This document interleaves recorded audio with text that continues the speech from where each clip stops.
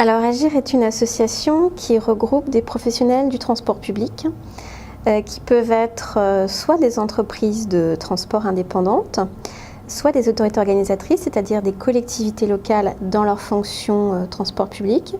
Et nos adhérents sont au nombre de bientôt 100 et sont répartis un peu partout en France. En fait, pour nous, un réseau social, c'est le prolongement de notre fonctionnement habituel.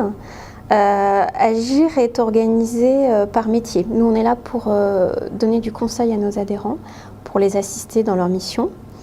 Et pour ce faire, on est organisé en groupe de travail, c'est-à-dire qu'on va réunir d'un côté les responsables de la maintenance et de l'entretien des véhicules, d'un autre côté les responsables de l'exploitation, d'un autre encore le responsable des marchés publics, et puis on a aussi un groupe dédié aux responsables marketing, communication, etc., etc. Concrètement, ces groupes de travail se réunissent plusieurs fois dans l'année ici à Paris. On organise aussi en complément des formations ponctuelles pour eux. Mais en dehors de ça, on voulait poursuivre ces échanges puisque c'est à la fois des groupes de travail où nous leur fournissons de l'information, mais ce sont aussi beaucoup des lieux d'échange entre nos adhérents, ce qui leur permet d'échanger leurs bonnes pratiques et aussi leurs problèmes de manière à améliorer leur manière de travailler. Un réseau social, ça nous permet d'avoir tous les jours de l'année une plateforme pour leur donner de l'information et pour leur permettre d'échanger entre eux. On est parti donc au printemps 2010 sur un premier réseau social qui a eu du mal à rencontrer son public, qui n'a pas complètement séduit nos adhérents. On avait à la fois une problématique technique qui faisait que ça ne fonctionnait pas forcément chez eux, dans la mesure où nous ne sommes pas maîtres de leur matériel informatique, de leur équipement informatique, et que les équipements qui existent chez eux sont disparates. L'autre problème que nous avions, c'est que ça n'était pas encore totalement passé dans les mentalités et c'était pas encore totalement acquis le fait de pouvoir travailler en ligne et échanger à distance. On n'a pas baissé les bras pour autant parce que nous croyons vraiment à la formule. Et c'est pour ça que l'hiver dernier, on s'est tourné vers Yolink, qui nous semblait la solution la plus appropriée pour nous, parce qu'il existe beaucoup de plateformes sur le marché, que nous n'avons pas forcément des besoins traditionnels. La plupart des réseaux sociaux sont internes à une entreprise et sont plutôt un outil de communication interne ou RH qui est tourné vers les collaborateurs. Nous, on est quand même sur une optique assez différente, où on est sur un échange d'informations, je dirais, dans les deux sens et de manière transversale entre eux, mais avec des utilisateurs qu'on ne peut absolument pas obliger à venir, qui en tirent liberté de s'inscrire et de venir ou pas. On est dans une optique un petit peu différente. Donc on est arrivé à la solution Yolink qui semblait la plus appropriée pour nous et qui correspondait aussi aux dimensions de notre association. Au départ, nous comptions sur 200 utilisateurs, puisque c'est la première formule pour laquelle on avait opté. On est passé peu de temps après le lancement à 300 utilisateurs, puisque dans la semaine qui suivait le lancement, tout début janvier, on avait déjà 150 personnes inscrites.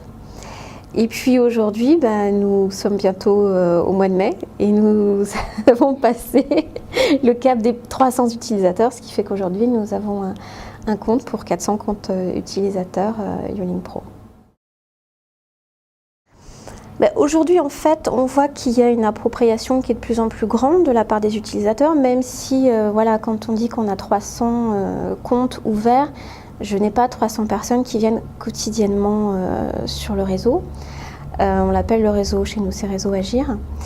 Mais on s'aperçoit que les gens sont quand même de plus en plus nombreux à venir et à revenir. Et je suis de plus en plus sollicitée pour ouvrir de nouveaux comptes chez nos adhérents.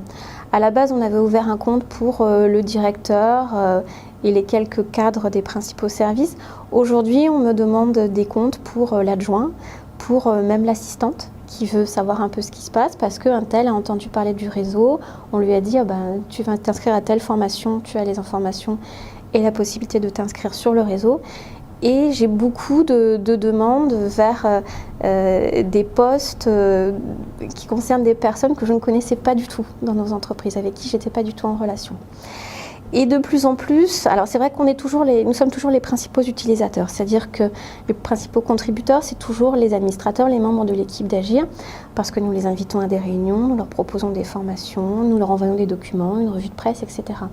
Mais on a aussi de plus en plus de questions qui sont dirigées vers nous, mais aujourd'hui les utilisateurs n'hésitent plus à s'adresser directement aux autres utilisateurs. C'est-à-dire que quand on a une question sur bonjour, je voudrais savoir quels sont les ratios dans tel domaine.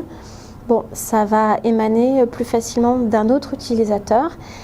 Et bon, même si les réponses ne sont pas encore extrêmement nombreuses, il y a des réponses intéressantes qui répondent aux questions posées.